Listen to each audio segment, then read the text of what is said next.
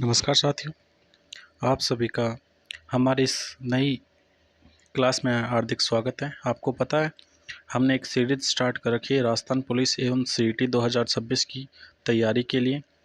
ठीक है, तो इस बैच की खास बात यह है कि यहाँ केवल रटने पर नहीं बल्कि कॉन्सेप्ट को समझाने पर फोकस किया जाता है ताकि एग्ज़ाम में किसी भी प्रकार का प्रश्न आए तो आप आसानी से हल कर सको।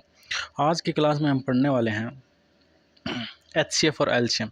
तो हमारा जो चैप्टर 1 था जिसके 4 क्लासें रही हमारी, ठीक है, नंबर सिस्टम वाला वो कंप्लीट हो गए हैं।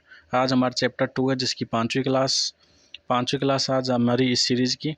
ठीक है, उसके अंदर हम पढ़ने वाले हैं HCF और LCM। तो एकदम बिल्कुल जीरो से कॉन्सेप्ट, शॉर्टकट ट्रिक और PYQ से रिलेटेड क्वेश्चन आपको करवाएंगे। तो क्लास को पूरा ध्यान से देखिए, नोट्स बनाइए और अंत तक जुड़े रहिए क्योंकि हर क्लास आपके सिलेक्शन की तरफ एक मजबूत कदम होगा।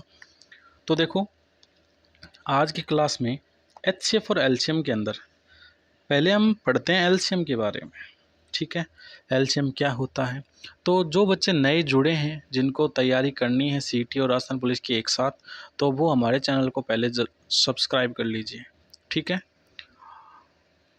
तो देखिए, बहुत जल्द आपकी जीके की क्लासें भी स्टार्ट होगी, साइंस की क्लासें भी स्टार्ट होगी।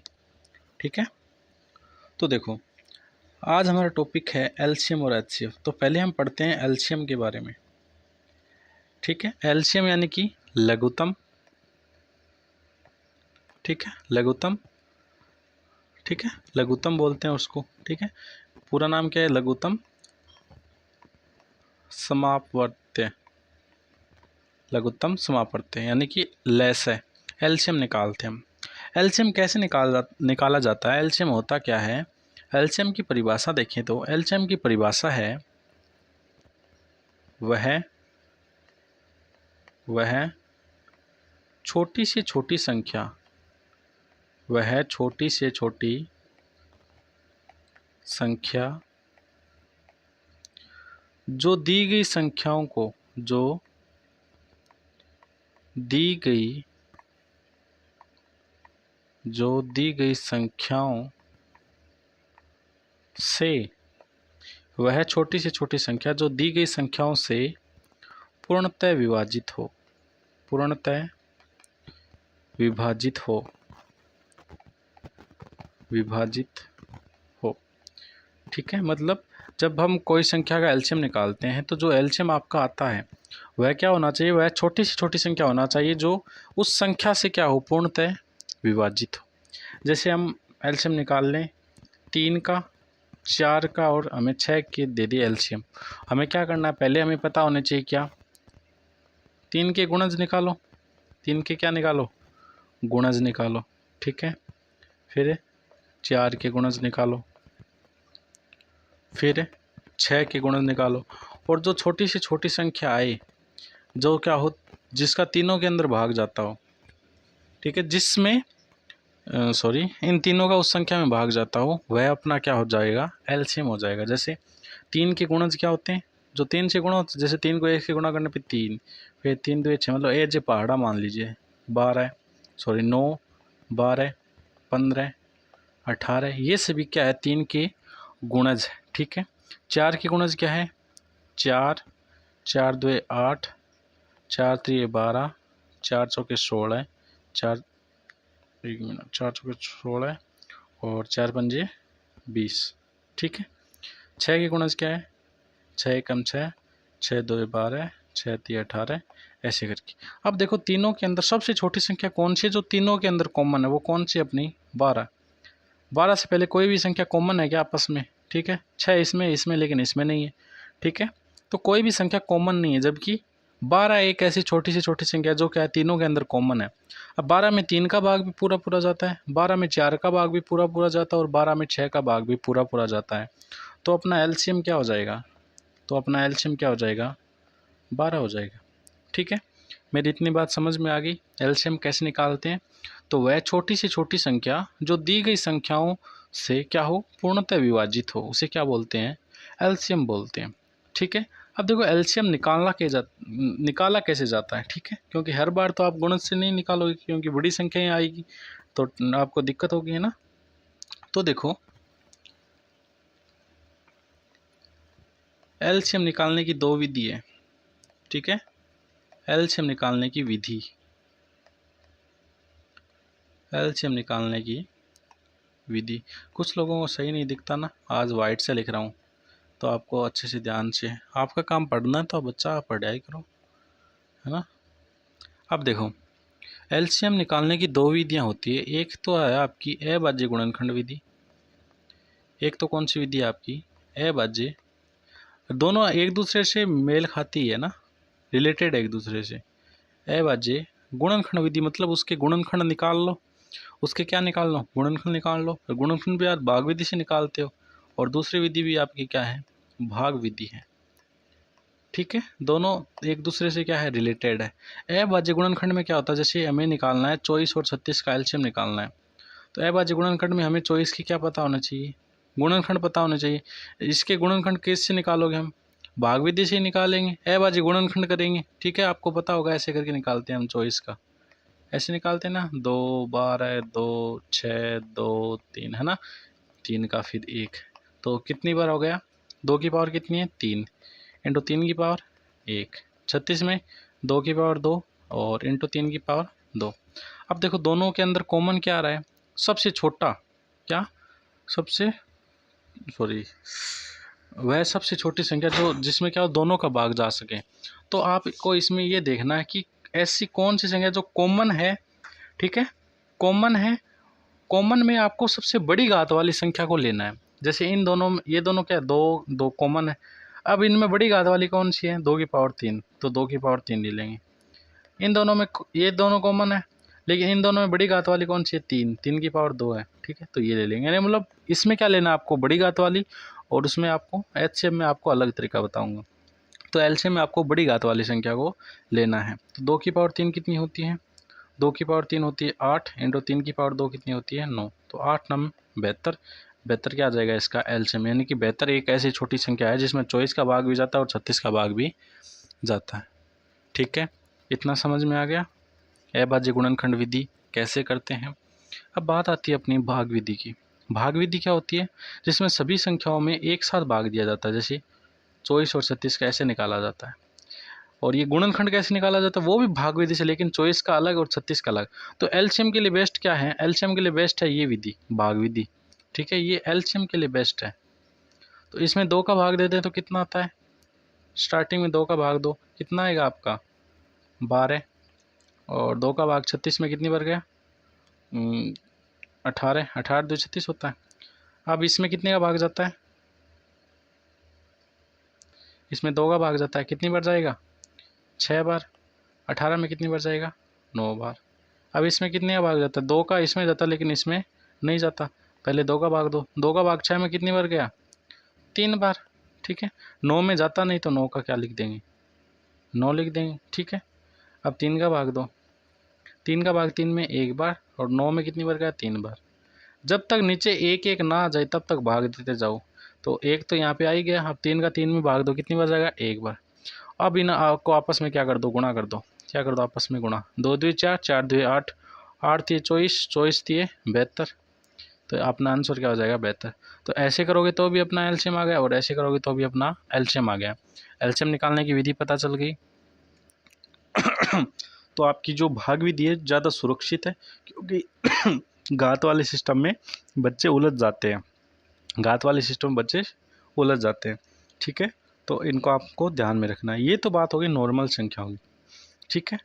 अब मैं आपको बताता हूँ अगला जो है वो है आपका स्पेशल जो टैक्टिक्स है, जैसे भिन्न वाला, ठीक है। भिन्न की बात करें तो भिन्नों का एलसीएम निकालना में, इसका फ्रैक्शंस का, भिन्नों का एलसीएम निकालना हो, भिन्नों का एलसीएम कैसे करेंगे बच्चा। जैसे भिन्न होती है, आपको पता है भिन्न किसके रूप में होती है, हमेशा भिन्न होती है अंश बट्टा हर के रूप में। भिन्न हमेशा किसके रूप में होती है, अंश बट्टा हर के रूप में, ठीक है। तो अंश बट्टा हर में क्या करते हैं, जो अपना अंश है, अंश का तो हम क्या निकालते हैं एलसीएम निकालते हैं, हर का निकालते हैं एचसीएफ, ठीक है। लो हमें भिन्नों का एलसीएम निकालना, जैसे 3 बट्टा कोई मतलब बहुत सारी संख्या आ गई, हमें भिन्नों का निकालना है। तो जितने भी एलसीएम में संख्याएं हैं उनका तो क्या निकालेंगे, एलसीएम, और हर का निकालेंगे एचसीएफ। ठीक है, फिर इन दोनों से क्या निकलेगा, अपना एलसीएम निकलेगा। ठीक है, जैसे एक कोई क्वेश्चन करके बता दूं आपको मैं। जैसे उदाहरण आ गया कि 3/8, 5/16, 7/72 का एलसीएम ज्ञात करो, का एलसीएम ज्ञात करो।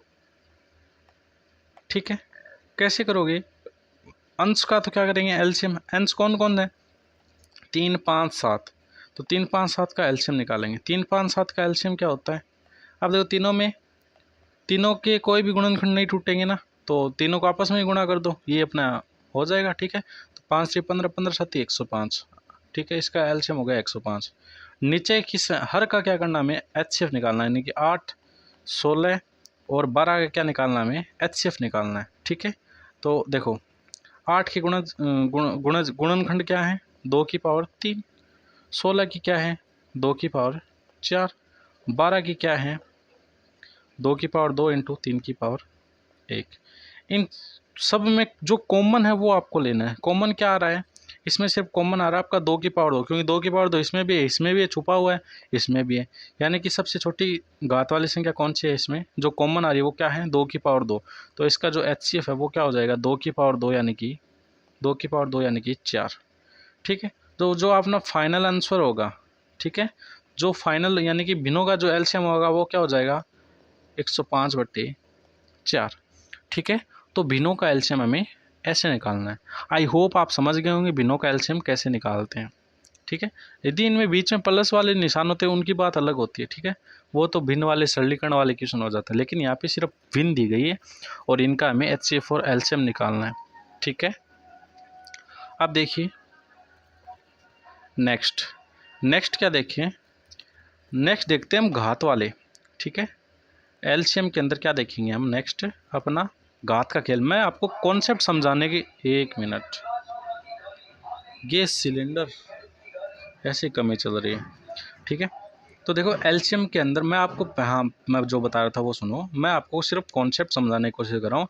यदि कॉन्सेप्ट आपको अच्छे से समझ में आ गए तो आप प्रैक्टिस कहीं से भी कर सकते हैं। ठीक है, हमारे टेलीग्राम चैनल पे आपको डेली प्रैक्टिस सेट है वो मिलते रहते हैं, तो प्रैक्टिस सेट से आप क्वेश्चन वगैरह लगा सकते हो। इसके लिए हमारे टेलीग्राम चैनल को आप ज़रूर ज्वाइन कीजिए। ठीक है, अब देखो एलसीएम के अंदर आज अब हम पढ़ने वाले अगला कॉन्सेप्ट अपना घात का खेल। ठीक है, जो अपने घात वगैरह के आते हैं ना कि उनका एचसीएफ निकालो, एलसीएम निकालो। ठीक है, तो हमें क्या करना है, इसका एक नियम है, इसका क्या एक है नियम है। उस नियम के अंदर हमें क्या करना है कि जो चर है, जो चरों का एक एलसीएम निकालते हैं हम। ठीक है, चरों का एलसीएम। ठीक है, घात के ख्याल में यहाँ पे वो बीजगणितीय एलसीएम लिख लेना ना, ये बीजगणित जो जिनमें X Y A B C वो सब भी आते हैं साथ में, बीजगणितीय एलसीएम वो सब भी आते हैं साथ में। तो उसके लिए ये नियम है, क्या नियम है कि चरों का एलसीएम निकालते समय हमेशा उच्चतम घात चुने। ठीक है, एचसीएफ निकालते समय, सॉरी एलसीएम निकालते समय चरों में हमेशा उच्चतम घात को चुने। सेम वही, उसमें भी हमने उच्चतम घात ही चुनी थी, उच्चतम घात हमें चुनना। जैसे हमें एक क्वेश्चन दे दिया, ठीक है, क्वेश्चन से आप समझा देता हूँ। क्वेश्चन दे दिया कि x² y और xy की घात 4 का एलसीएम क्या होगा। ठीक है, और एक बात और बता दूं, यदि किसी ने वो पहले वाली 4 क्लास में प्रैक्टिस नहीं किया तो उसके प्रैक्टिस सेट भी आज शाम को 6 बजे अपलोड कर दिए जाएंगे हमारे टेलीग्राम चैनल पे।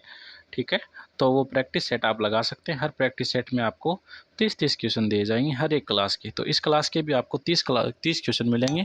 ठीक है, शाम को 6 बजे, तो टेलीग्राम चैनल पर जा कर के आप वो क्वेश्चन लगा सकते हैं। अब देखो ऐसे क्वेश्चनों में हमें एलसीएम कैसे निकालना है। तो देखो एक्स स्क्वेयर वाई, ठीक है, एक्स स्क्वेयर क्या है वाई, और एक क्या आपका एक्स वाई की पावर 4। इसमें और इसमें दोनों के अंदर एक्स की अधिकतम घात कितनी है, एक्स की अधिकतम घात, और कॉन्सेप्ट के साथ साथ नोट्स बना लेना। एक्स की अधिकतम घात कितनी है, एक्स की पावर 2, ठीक है। दोनों के अंदर कंपेयर करो कौन सी है, एक्स की अधिकतम घात एक्स की पावर 2 और वाई की अधिकतम घात, वाई की अधिकतम घात, दोनों को कंपेयर करो कौन है, वाई की पावर 4। तो अपना जो फाइनल आंसर हो जाएगा क्या हो जाएगा आपका, एक्स स्क्वेयर वाई 4, ठीक है। तो इस तरह से हमें एलसीएम इनका निकालना है, ठीक है। और स्टूडेंट्स गलती क्या करते हैं कि ऐसी सिचुएशन में वो हमेशा न्यूनतम घात को चुनते हैं, ठीक है, जो क्या उनकी गलती है, समझ गए। अब देखो, अब मैंने आपको बताया कि एचसीएफ भी हम पढ़ने वाले हैं, तो एचसीएफ और एलसीएम में एक संबंध है, ठीक है। एचसीएफ और एलसीएम में एक संबंध है जो हम आगे करेंगे, उस संबंध के बारे में डिटेल से पढ़ेंगे, ठीक है। तो मेरे हिसाब से आपको एलसीएम निकालना आ गया होगा, ठीक है, क्योंकि एलसीएम क्या है, एक बहुत ही आसान तरीका है, ठीक है। अब देखो क्वेश्चन कैसे आएंगे, पैटर्न कैसे आएगा वो बता देता हूँ मैं। तो पैटर्न के पहले मैं आपको बताऊँगा एचसीएफ के बारे में, ठीक है। पहले मैं बताऊंगा एचसीएफ के बारे में, ठीक है। तो अब एचसीएफ स्टार्ट करते हैं अपन।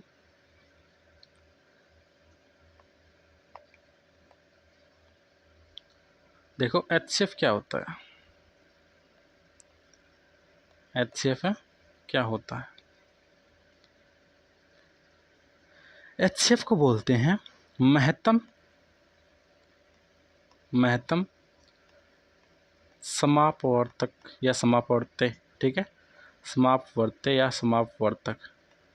वो क्या था, एक मिनट, वो था आपका लघुत्तम समावर्तक।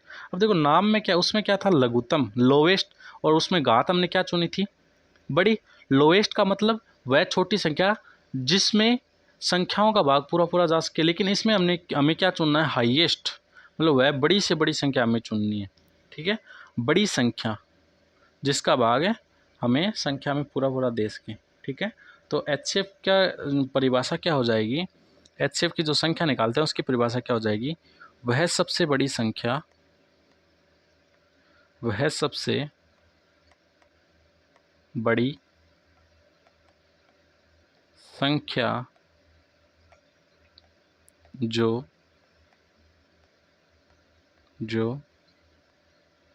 दी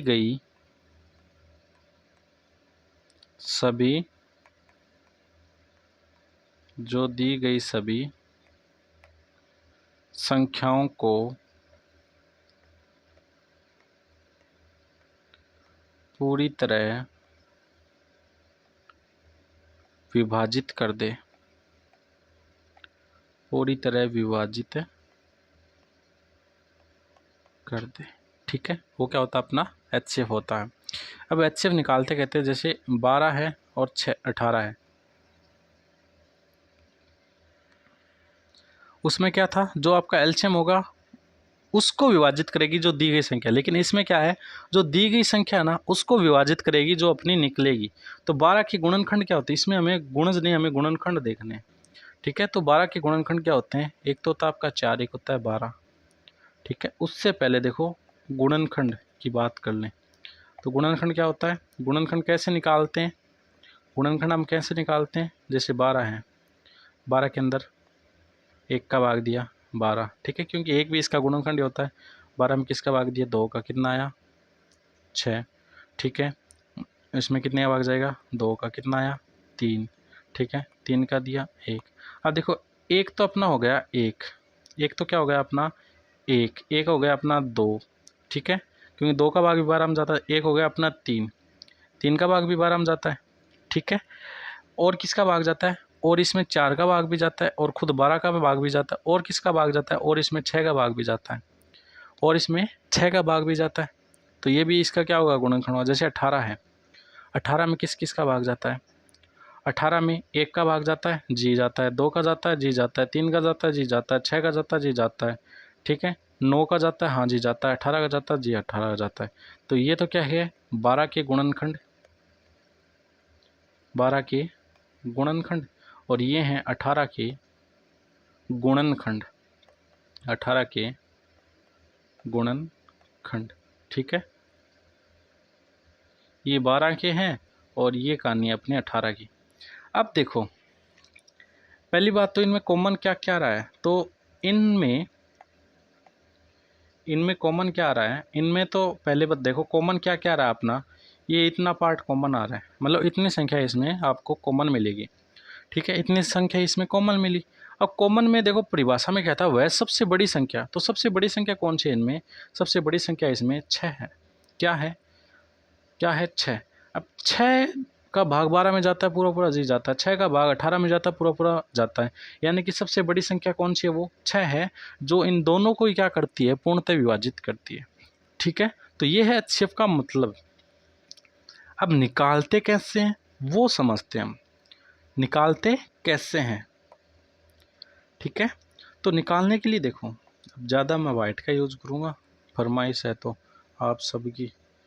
अब देखो, जैसे हमें 24 और 36 का मैंने आपको अभी भी बताया, 24 और 36 का HCF निकालते कहते हैं कैसे हैं, तो हमें इसमें वही कौन सी विधि लगाएंगे, अभाज्य गुणनखंड विधि, यानी कि इसके क्या करेंगे हम, गुणनखंड करेंगे। क्या करेंगे, अभाज्य गुणनखंड करेंगे। और इसमें ज़्यादा आपको काम में कौन सी विधि देगी, अभाज्य गुणनखंड विधि क्या है, काम में आएगी। ठीक है, तो हमारी फर्स्ट विधि कौन सी है, अभाज्य गुणनखंड विधि,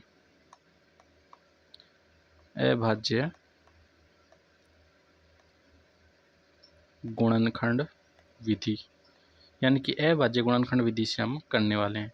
तो हमने जो पहली संख्या ली थी उनका ही कर लेते हैं, कौन कौन सी थी वो, 24 और 36। अब 24 और 36 का हमें क्या निकालना है, HCF निकालना है। ठीक है, किसका निकालना है, 24 और 36 का। तो ठीक है, 24 में पहले कितने का भाग जाता है आपको पता है, गिनने आ जाता है, 1 का हमने दिया 24 आ गया, कितने का दिया, 2 का, कितना आ गया, 12, दो, फिर कितने का जाएगा, 2 का, कितना आ गया, 6, फिर कितने का जाएगा, 2 का, फिर कितना आ गया, 3, फिर कितने का जाएगा, 3 का, फिर कितना आ गया, 1। ठीक है, 36 में क्या होगा, पहले कितने का भाग दिया, 1 का, कितना आ गया, 36, फिर दिया आपने 2 का, कितना आ गया, 18, फिर कितने का दिया, 2 का, कितना आ गया, 9, फिर कितने का दिया, 3 का, कितना आ गया, 3, फिर कितने का दिया, 3 का, फिर कितना आ गया, 1। ठीक है, इतना देखो, इतना आ गया है ना। अब देखो 24 की गुणनखंड कौन कौन से हैं, 24 के अभाज्य गुणनखंड कौन कौन से हैं, 2 की पावर कितनी है, सॉरी सॉरी सॉरी, साथ में 1 को भी लिखना है, क्योंकि कई बार स्टूडेंट 1 का भी कोई ऐसे कॉन्सेप्ट बनते हैं जैसे गलतियां हो जाती है बच्चों से। ठीक है, वो गलतियां हमें नहीं करने। तो देखो 24 की गुणनखंड 1 इंटू 2, 2 की पावर कितनी है, 2 कितनी बार है, 3 बार, यानी 2 को 3 भी गुणा करना है, यानी कि 2 की पावर 3 इंटू 3 की पावर 1। ठीक है, 36 में देखो, 36 की क्या है, 36 के अभाज्य गुणनखंड है, 1 की पावर कितनी है, 1, 1 की पावर कितनी है, 1। ठीक है, और इंटू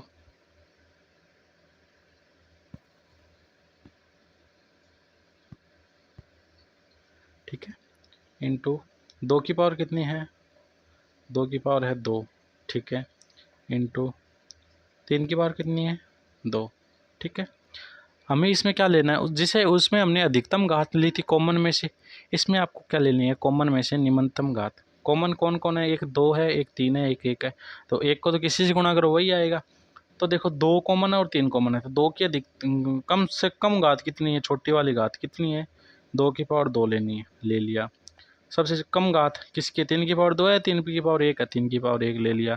2 की पावर 2 कितने होते हैं, 4, और 4 को 3 से गुणा किया तो कितना आता है अपना, 12। ये अपना क्या आ जाएगा, आंसर। तो इस तरह से हमें क्या निकालना है, क्या निकालना है, HCF निकालना है।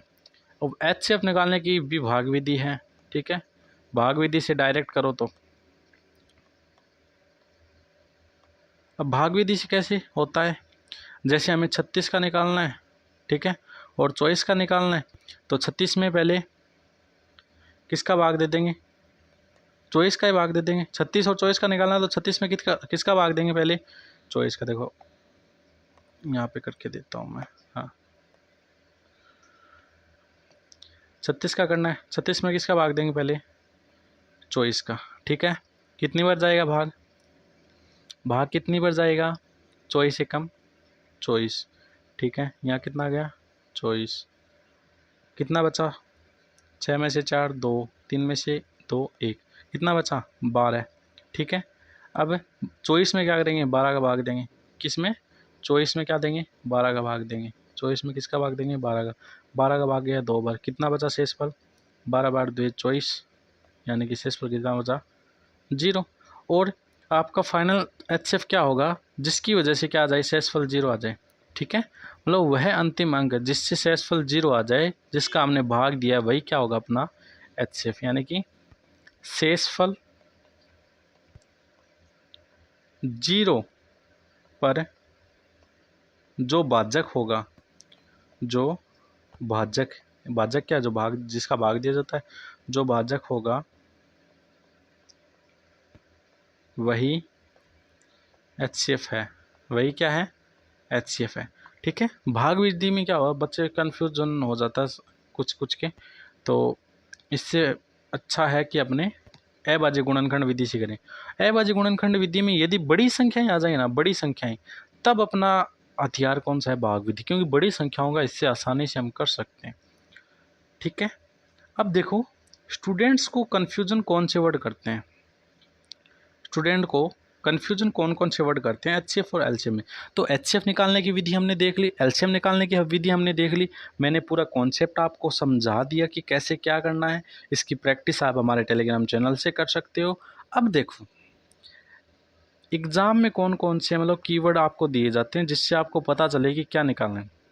एग्ज़ाम में यदि प्रश्न में क्या दे दिया, संख्याओं में कि सबसे बड़ी, ठीक है, विभाजित करने वाली सबसे बड़ी, अधिकतम,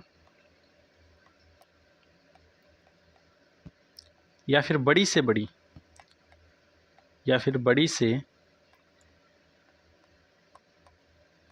बड़ी, ये शब्द मिल जाए किसी भी क्वेश्चन में, ठीक है, सबसे बड़ी, अधिकतम या बड़ी से बड़ी, तब हमें क्या निकालना है? हमेशा क्या निकालना है? HCF।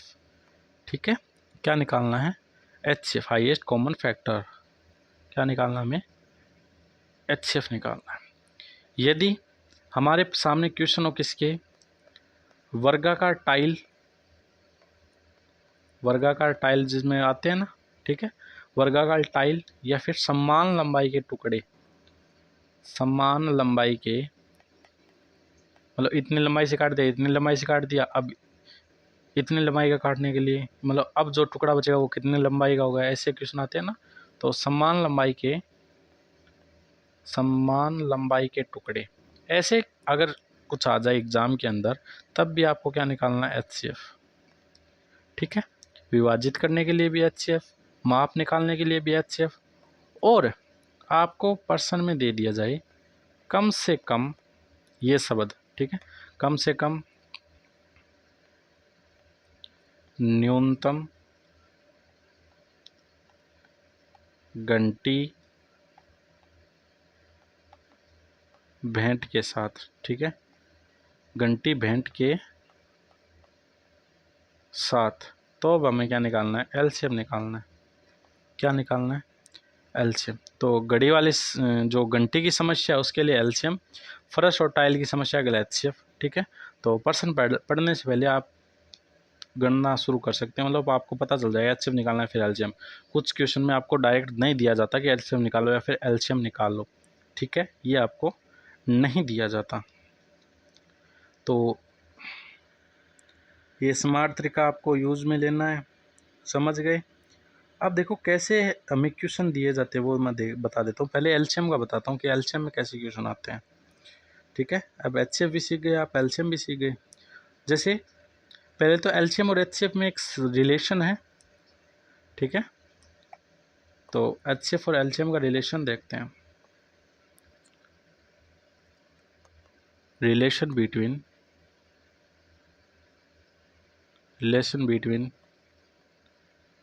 HCF and LCM. ठीक है, रिलेशन बिटवीन एचसीएफ और एलसीएम। अब देखो क्या संबंध है एचसीएफ और एलसीएम में। एचसीएफ और एलसीएम में संबंध है, मान लो किन्हीं दो संख्याओं का हमने क्या निकाला, एचसीएफ और एलसीएम निकाला, तो उन दोनों संख्याओं का जो गुणनफल है वो किसके बराबर होगा, उन दोनों संख्याओं के एचसीएफ और एलसीएम के गुणनफल के बराबर होगा। ये संबंध आपको याद है तो आपको बहुत सारे क्वेश्चन आप तो इजीली कर सकते हो। ठीक है, जैसे आपको दे दिया कि दो संख्याओं, जैसे आपको दे दिया दो संख्याओं, क्वेश्चन दे दिया दो संख्याओं का एचसीएफ 12 है। ठीक है, वे 3:4 के अनुपात में हैं, के अनुपात में हैं। ठीक है, तो हमें क्या निकालना है, एलसीएम, मान लो एलसीएम निकालना है। ठीक है, तब क्या करोगे, पहले तो देखो, पहले तो इसमें अनुपात दिया गया है। ठीक है, क्या दिया गया है, 3:4, 3:4, और आपको एचसीएफ क्या दिया गया है, 12 दिया गया है।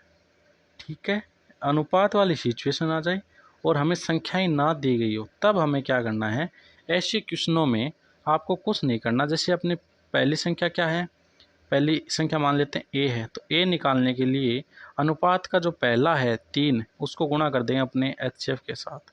कितना आएगा, 36, यानी कि पहली संख्या क्या हो जाएगी, 36। दूसरी संख्या के लिए 4 को गुणा कर देंगे एचसीएफ यानी कि 12 के साथ। कितनी आ जाएगी, 12 जो कि 48। ये पहली संख्या अपनी, ये दूसरी संख्या आ गई, एचसीएफ अपने पास है। अब हमें क्या निकालना है, एलसीएम हमें ज्ञात करना है। एलसीएम ज्ञात करने के लिए अपने पास क्या होना चाहिए, रिलेशन होना चाहिए। रिलेशन अपना क्या है कि दोनों संख्याओं का गुणनफल किसके बराबर है, एचसीएफ इंटू एलसीएम के बराबर है। ठीक है, दोनों संख्याओं का गुणनफल यानी कि 12 इंटू 48 बराबर, एचसीएफ यहाँ गुणा में तो इधर जाएगा तो भाग में, एचसीएफ कितना अपना 12। ठीक है, इनको कर दो तो 12 से 12 सॉरी पहली संख्या अपनी है 36, क्या है 36, तो 12 को काट दो, 12 24 12 है 36, कितना आएगा 3। अब 48 को 3 से गुणा कर दो, 48 को 3 से गुणा कर दो, 48 को 3 से गुणा करो, 8 3 24। ठीक है, तो अपना एलसीएम आ जाएगा, क्या आ जाएगा, 48 इंटू 3, 8 3 24 2, और 4 3 12 2 44, यानी कि 144 अपना एलसीएम आ जाएगा। तो ये रिलेशन इस काम में आता है ऐसे क्वेश्चनों को करने के लिए। ठीक है, समझ गए। अब देखो क्वेश्चन कैसे आ सकते हैं, जैसे एक क्वेश्चन आ गया कि कोई ग्राउंड है, जैसे मैं आपको बोल के बताता हूँ कि 3 व्यक्ति हैं,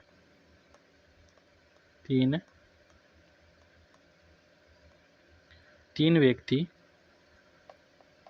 ए बी और सी हैं। ठीक है, एक आपने 10th क्लास की मैथ में भी एक क्वेश्चन देखा होगा। ठीक है, एक वृत्तीय पथ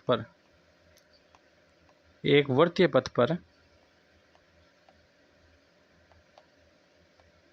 दौड़ते हैं। ठीक है, वे क्रमशः 10 15 व 20 मिनट में एक चक्कर पूरा करते हैं। एक चक्कर पूरा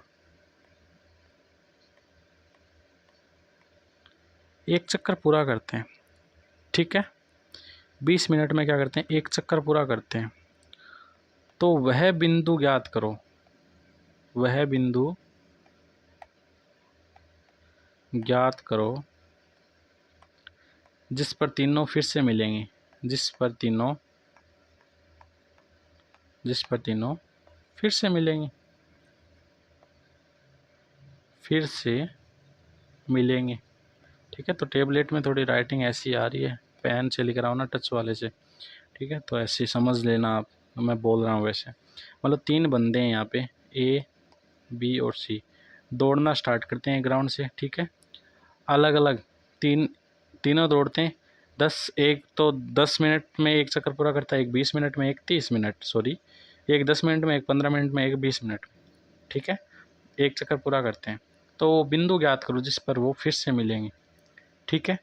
तो सबसे पहले हमें कम से कम समय में हमें क्या करना है, बिंदु ज्ञात करना है। और कम से कम, क्योंकि सबसे पहले कम से कम ये सब बताते हैं तो हमें हमेशा क्या निकालना होता है, एलसीएम निकालना होता है।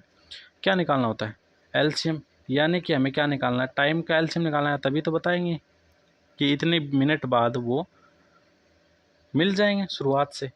तो एलसीएम निकालेंगे किस किस का, 10 मिनट का, 15 मिनट का, और किसका, 20 मिनट का। 10, 15 और 20 का एलसीएम कितना होता है, देखो ऐसे करके भी निकाल सकते हैं अपन, ऐसे करके भी हम निकाल सकते हैं। ऐसे निकालो तो दो दो इतना 5, और 15 में जाएगा नहीं, और इसमें गया 10। अभी भी जो 2 का जा रहा है, यानी कि 5, 15 और 5, सॉरी 5। अब 3 का जा रहा है, यानी कि 5, 5, 5, अब 5 का जा रहा है, 1, 1, 1, आपस में गुणा करो, 4, 2 2 4, 4 3 12, 12 पंजे 60, कितना आएगा अपना 60।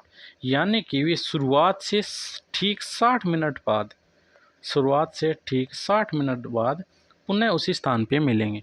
तो ऐसे क्वेश्चनों में हमें HCF और एलसीएम को ऐसे काम में लेना है, ठीक है। इतना समझ गए। अब देखो, एक आपका पैटर्न में होता है कि शेषफल का जाल दिया जाता है आपको, ठीक है, जिसमें आपको क्या होता है कि वह छोटी से छोटी संख्या जिसमें भाग देने पर वह हर बार कोई, मतलब शेषफल ये बचे, ठीक है, मतलब ऐसे छोटी छोटी संख्या ज्ञात करो जिसमें उसका भाग देने पे इतना शेषफल अपना बच जाए, ठीक है। मान लो कोई संख्या है, उसके लिए आपको क्या करना, देखो उसको बोलते हैं, मैं लिख देता हूँ यहाँ पे साथ में, उसको बोलते हैं शेषफल का जाल, ठीक है। इस टॉपिक को नाम दे देते हैं अपन शेषफल का जाल। जो जाल बिछा देता है, कैसे जाल बिछाता है, जैसे क्वेश्चन में इस तरह से आ जाता है कि वह छोटी से छोटी संख्या ज्ञात करो। क्वेश्चन तो नहीं है, समझाने की बात बता रहा हूँ मैं। वह छोटी से छोटी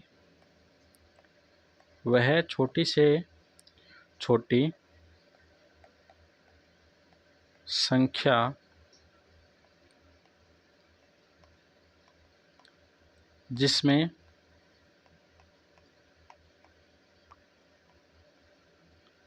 भाग देने पर हर बार m शेष बचे, मतलब m के स्थान पे कोई भी संख्या हो सकती है, ठीक है, शेष बचे, तब आपको क्या करना है, आपको यहाँ पे कोई सूत्र लगाना है। उसके लिए आपको क्या करना है, पहले तो आपको, ठीक है, संख्या देखनी कौन सी है, उनका फिर क्या निकालना है, एलसीएम निकालना है। एलसीएम निकालो, एलसीएम निकालें, और उस एलसीएम के अंदर क्या करना है, आपको प्लस करना है, क्या प्लस, आपको क्या करना है, शेषफल, ठीक है। प्लस शेषफल करने के बाद आपका आ जाएगा फाइनल उत्तर। कैसे आ जाएगा, तो इसका आपका सूत्र बनाए तो एलसीएम प्लस एम, यानी कि एलसीएम में हम एम यानी कि शेषफल जोड़ देंगे। जैसे क्वेश्चन है कि वह छोटी, मैं आपको शॉर्ट में बता देता हूँ, वह छोटी से छोटी संख्या जिसे 3, 4, 5 से भाग देने पर हर बार मतलब एक ऐसी संख्या ज्ञात करो जिसमें 3 का भाग, 4 का भाग, 5 का भाग दें तो हर बार शेष क्या बचता हो, 2 बचे। अब छोटी से छोटी आ गई, यानी कि कम से कम, छोटी से छोटी न्यूनतम, तब हमें एलसीएम निकालना होता है, यानी कि 3, 4, 5 का एलसीएम निकालेंगे, ठीक है। 3 और 4 और 5 का, तो इनका तो गुणनखंड ज़्यादा हार्ड है ही नहीं, तीनों को आपस में गुणा ही कर दो, 4 3 12 बराबर 60, ये इसका एलसीएम हो जाएगा, क्यों, ठीक है, डायरेक्ट दे रखे हैं, ये क्या हो जाएगा, इसका एलसीएम हो जाएगा। तो हमें वो संख्या ज्ञात करनी है, तो शेष पर जोड़ दो इसमें 60 और 2 62, यानी कि आपका फाइनल आंसर क्या हो जाएगा, 62, ठीक है। क्योंकि 62 में 3 का भाग देंगे तो भी शेषफल आपका क्या बचेगा, 2 बचेगा। 62 में 4 का भाग देंगे तो भी शेषफल 4 बचेगा। 62 में 5 का भाग देंगे तो भी शेषफल 2 बचेगा, ठीक है। कैसे करना है आप समझ गए। नेक्स्ट देखो,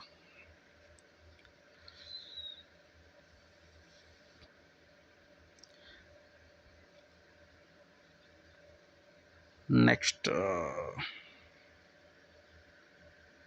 जैसे मैंने आपको बताया था घंटी वाले क्वेश्चन, बताया था ना, घंटी वाले क्वेश्चनों में एलसीएम का प्रयोग करते हैं। जैसे राजस्थान पुलिस में ये प्रश्न आया हुआ भी है, राजस्थान पुलिस 2020 में आया था ये क्वेश्चन। क्या क्वेश्चन था? ठीक है, क्वेश्चन लिखूं। क्वेश्चन था, रोक के लिख देता हूँ।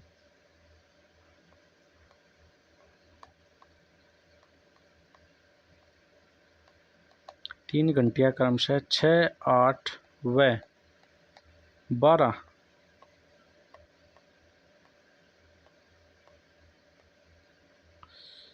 मिनट, यार पेन ही नहीं चल रही, मिनट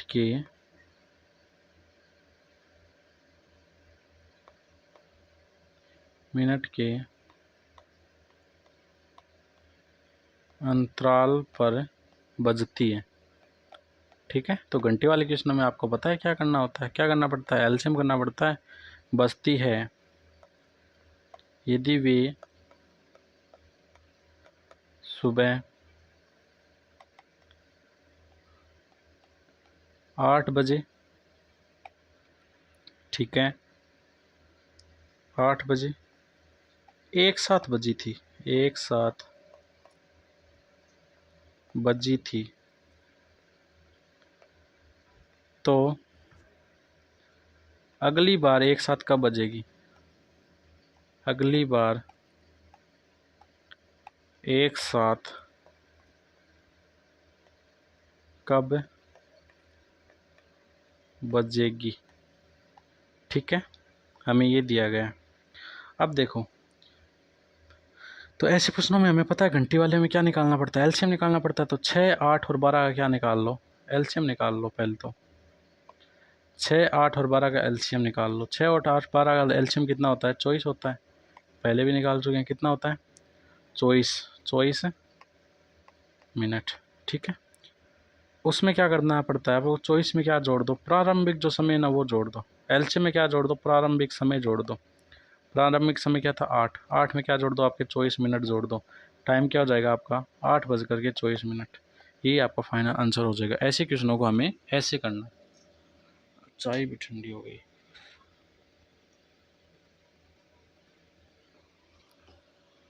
नेक्स्ट, समझ में आ गया घड़ी वाले क्वेश्चनों को कैसे करना है?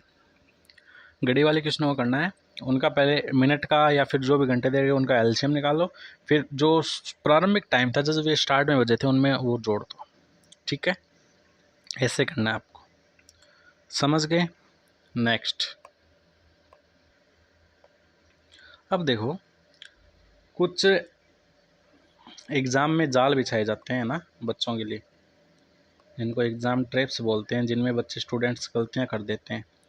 जैसे एलसीएम और एचसीएफ में अंदर पहला ट्रैप यही होता है हमेशा, हर एक एग्ज़ाम में मैंने देखा है कि जो सहअभाज्य संख्या है ना उनका भ्रम फैलाया जाता है कि 5 और 7 का एलसीएम क्या होगा, 5 और 7 का एलसीएम क्या होगा।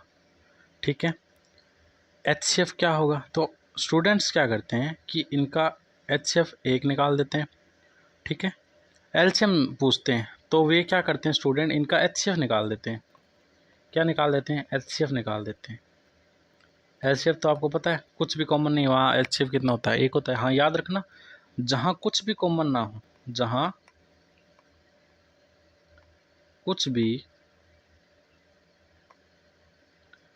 कॉमन ना हो, ठीक है, कॉमन ना हो, वहाँ एचसीएफ हमेशा कितना होगा? 1 होगा। ठीक है, तो ये बात अपनी हमेशा याद रखना, जहाँ कुछ भी कॉमन नहीं होता वहाँ पे एचसीएफ क्या होता है? अपना 1 होता है। ठीक है, तो ये याद रखना। तो इनका जब हमें एलसीएम पूछा जाता है, स्टूडेंट्स क्या कर देते हैं कि कन्फ्यूजन हो के एचसीएफ 1 निकाल देते हैं और हमें एलसीएम पूछा जाता है। ठीक है, तो आपको इनको जिनमें कुछ भी कॉमन नहीं होता ना उनको डायरेक्ट क्या कर दो? गुणा कर दो। ठीक है, 5 × 7 कितना होता है? 35। 35 इसका क्या हो जाएगा? एलसीएम हो जाएगा। ठीक है, तो ऐसे होता है। सेकेंड ट्रैप क्या होता है? कई बार एचसीएफ और एलसीएम साथ में पूछा जाता है और कभी कभी सॉल्व करते टाइम एचसीएफ को बड़ा कर देते हैं ना, या फिर क्या एचसीएफ कभी एलसीएम से बड़ा हो सकता है? तो ये याद रखना कि एचसीएफ जो है अपना वो या तो एलसीएम के बराबर होगा यह एलसीएम से छोटा होगा। ये बात भी हमेशा आपको कान खोल करके याद रखनी है, सदा याद रखनी है बात, ठीक है। समझ गए? इतनी बात समझ गए? यार पेज ही ख़त्म हो गया ना।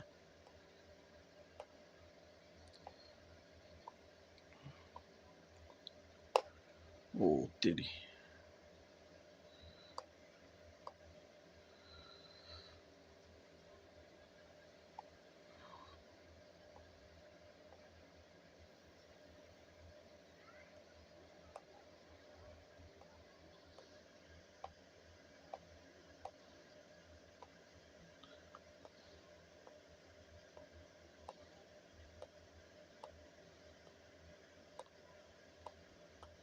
अब देखो एक बार फिर से मैं वही बात दोहरा देता हूँ आपके लिए। कौन सी बात? कि यदि एग्ज़ाम में, ठीक है, एग्ज़ाम कोड बता देता हूँ, क्वेश्चन का एग्ज़ाम कोड बता देता हूँ, ठीक है। उसमें आपको क्या रणनीति लेनी है, क्या एक्शन लेना है, वो भी बता देता हूँ। यदि नाम आ जाए छोटी से छोटी, यार क्या चल रहा है, यदि नाम आ जाए छोटी से छोटी, ठीक है, या फिर न्यूनतम, ठीक है, ये नाम आ जाए तो हमेशा क्या निकालोगे आप? एलसीएम निकालोगे, ठीक है। अब यदि कोई नाम आ जाए कि एक साथ दौड़ना प्रारंभ करते हैं या फिर एक साथ कम मिलेंगे, ठीक है, एक साथ वाले, कोई घंटियों वाला की घंटी इतने पे बजी थी, इतने पे कब बजेगी वापस, या फिर किसी ग्राउंड के चक्कर वाले, ठीक है। तो इन तीनों के अंदर हमें हमेशा क्या निकालना है? एलसीएम निकालना है। एलसीएम के लिए ये चीज़ें ध्यान में रखनी है। उसके बाद एचसीएफ में हमें क्या करना है? हमें बड़ी से बड़ी, हमें बड़ी से बड़ी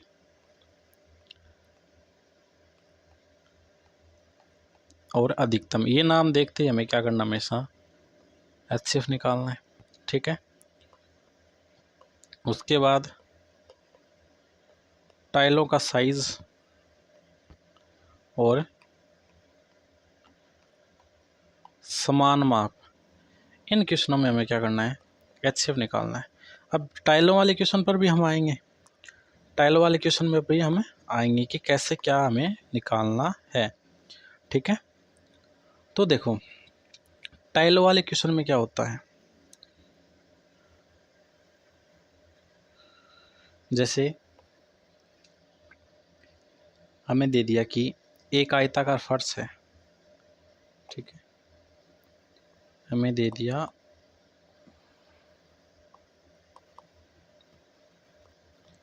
क्वेश्चन और कॉन्सेप्ट दोनों समझ लो, ठीक है। एक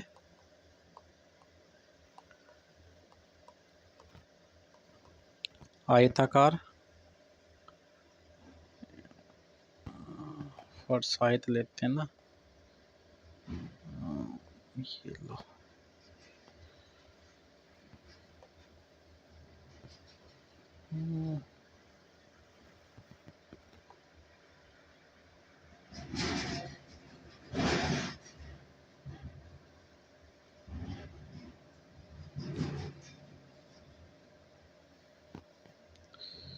टाइल ऊपर चली गई, ठीक है। तो यहीं पे देख लो आप, जैसे ये टाइल है, ये क्या टाइल है? कमरा है जिसके अंदर क्या लगी है? टाइल लगी है। क्या लगी है? टाइल्स लगी हैं। ये हट क्यों नहीं रही? और तेरी और बन गई। ये क्या लगी है? टाइल लगी है, जिनकी हमें क्या पूछी है? साइज पूछी है, ठीक है। तो एक आयताकार फर्श है, कितना है? 15 मीटर, तो वो ऐसे, और 9 मीटर वो क्या है? ऐसे। कितना? 9 मीटर। इधर 15 मीटर, यानी कि 15/9 का वो कमरा है। 15/9 का, 15 लंबाई है और 9 क्या है उसकी चौड़ाई? 9 मीटर। उसमें कितने टाइलें लगी, मतलब उसमें टाइलें लगी हैं उनका क्या निकालना है कि उसकी साइज़ पूछिए हमें, ठीक है, कि कितनी कितनी साइज़ की हमें टाइलें काम में लेनी होगी। साइज़ पूछिए, अब टाइलों वाला क्वेश्चन है तो हम क्या कर देंगे, 15 और 9 का क्या निकाल देंगे, HCF निकाल देंगे। 15 और 9 का HCF कितना होता है, 15 और 9 का HCF निकालो। 15 का देखो, 15 में पहले 3 का भाग दिया 5, 5 का गया 1। 9 का देखो, 9 में पहले कितने का दिया 3 का, फिर कितने का 3 बार, 3 का 1 बार। दोनों में कॉमन क्या आ रहा है, 3, सिर्फ 3 कॉमन है, और 3 में सबसे छोटी का 3 की पावर 1, यानी कि उत्तर अपना क्या आ जाएगा 3, यानी कि 3 मीटर की इसकी क्या होनी चाहिए, टाइल की साइज़ होनी चाहिए। ठीक है, तो टाइल वाले क्वेश्चन को ऐसे करना है, समझ गए, टाइल वाले समझ गए ना बच्चा, ओ सॉरी स्टूडेंट्स, अब बच्चे थोड़े ना रहे हो आप, 12th कर ली, शायद कोई कॉलेज में कोई किसी में, है ना। तो मैं मेरे बारे में बता देता हूँ, मैं इंडियन नेवी में हूँ, ठीक है, 2 साल से, और साथ साथ में एजुकेशन चैनल ऑन करता हूँ, एनडी की वगैरह तैयारी करवाता हूँ वैसे जनरली, और अभी शुरू किया है राजस्थान वालों के लिए, राजस्थान एग्ज़ाम्स की तैयारी के लिए, ठीक है। अभी तो मैथ और साइंस की फैकल्टी प्रोवाइडेड है, जो मैं खुद हूँ, मैथ साइंस। जीके के लिए भी बहुत जल्द आपके बीच बहुत ही शानदार पढ़ाने के लिए कोई ना कोई तो आएगा, ठीक है, 1 जून तक वेट करो। तो ये था अपना HCF और LCM, समझ गए होंगे कैसे क्वेश्चन वाल को करना है, हमें कैसे समझना है, ठीक है। तो ये सारी चीज़ें यदि आप समझ गए हों, ये सारी चीज़ें आप समझ गए हों, कॉन्सेप्ट को अच्छे से समझ लिया है, तो इस पूरे कॉन्सेप्ट की आप प्रैक्टिस हमारे टेलीग्राम चैनल से कर सकते हो। टेलीग्राम चैनल का लिंक हमारे कमेंट बॉक्स में मिल जाएगा, डिस्क्रिप्शन में भी प्रैक्टिस सेट का लिंक आपको मिल जाएगा, ठीक है, वहाँ से ले सकते हो। और आपको चैनल को सब्सक्राइब करना है डेली प्रैक्टिस, डेली क्लासेस के लिए। हमारी जो मैथ की क्लास है वो हर शाम 6 बजे आती है, पहले टाइम था सुबह 6 बजे का, लेकिन कुछ कारणवश हमें थोड़ा डिले करना पड़ा, अब से रोज़ शाम 7 बजे हमारी मैथ की क्लास आएगी, और 15 से 20 दिनों के अंदर हम कंप्लीट मैथ कवर कर लेंगे, राजस्थान पुलिस और सीटी में आने वाली। उसके बाद अपना क्या प्लान है, उसके बाद हम एक लॉन्च करेंगे राजस्थान का, ठीक है, राजस्थान का एक फाउंडेशन बैच, ठीक है, जिसके लिए मैं बहुत बड़ी तैयारी कर रखी है मैंने। फाउंडेशन बैच में क्या होगा कि शुरुआत में तो अभी तक तो मैंने मैथ का ही सोचा था, लेकिन धीरे धीरे सभी सब्जेक्ट का छोड़ दिया, मतलब 3 से 4 सब्जेक्ट तो आपको मिलेंगे जिनका फाउंडेशन, मतलब राजस्थान के अंदर जितने भी एग्ज़ाम होते हैं जिनमें जीके और मैथ और साइंस, मतलब जनरल साइंस जो दैनिक साइंस है ना वो आती है, ठीक है, उनकी फाउंडेशन की क्लास होगी, मतलब यहाँ पे जो मैथ करवाई जाएगी आपको फाउंडेशन क्लास में, उससे बाहर आपको राजस्थान के एग्ज़ाम में कहीं नहीं मिलेगा। जीके में आपको कंप्लीट करवाया जाएगा, समझाया जाएगा, एक एक PYQ वगैरह सब कुछ। साइंस में भी आपको सब कुछ करवाया जाएगा, ठीक है, और साथ में डेली करंट अफेयर आपके 1 जून से करवाए जाएंगे। अभी कुछ कारणों सभी से स्टार्ट नहीं कर सकते, लेकिन 1 जून से आपका ये सभी स्टार्ट हो जाएगा हमारे वीरेंद्र राजस्थान एग्जाम वाले चैनल पे। तो पहले इस चैनल को आप सब्सक्राइब कर लीजिए, और फाउंडेशन बैच को ज्वाइन करना मत भूलें। और फाउंडेशन बैच का हम क्या नाम रखें, उस सीरीज़ का हम क्या नाम रखें, उसके लिए भी आप हमें कमेंट बॉक्स में अपने सजेशन दे सकते हैं, ठीक है। मिलते हैं नेक्स्ट वीडियो में, धन्यवाद, राधे राधे।